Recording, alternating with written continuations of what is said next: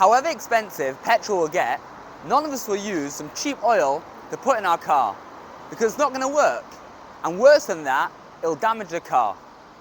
We as people, we also take in petrol, so to speak. What we put in our bodies, what we eat, has to be kosher. Because chas v'shalom, we eat something that's not kosher, this will damage our bodies in a spiritual way. Parshas Shemini speaks about all different kinds of birds. The ones we can't eat, which are not kosher, and the ones we can eat, which are kosher. The pasuk tells us that a raven is a bird which we're not allowed to eat. But on the other hand, a dove is a bird we can eat. The question is, what's the difference between the raven and the dove, the one we can eat and one we can't? In order to answer this, let's go all the way back to parashas Noach. Towards the end of the Mabul, Noach wanted to see if it was safe to leave the Tova. So he first sent out a raven. And what happened?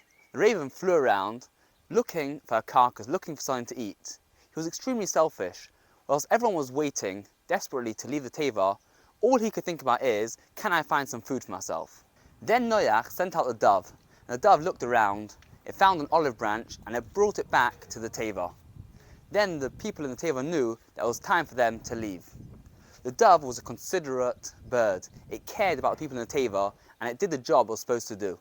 This is why the dove is a kosher bird, because it cares about others. It's considerate. But on the other hand, the raven, which doesn't care, which is selfish, that's why it can't be kosher. Because whatever we put into our body has an impact on us, has an effect. So a dove, which does chesed, does kindness, it's not selfish, we can eat that. But a raven, which is a selfish bird, we can't.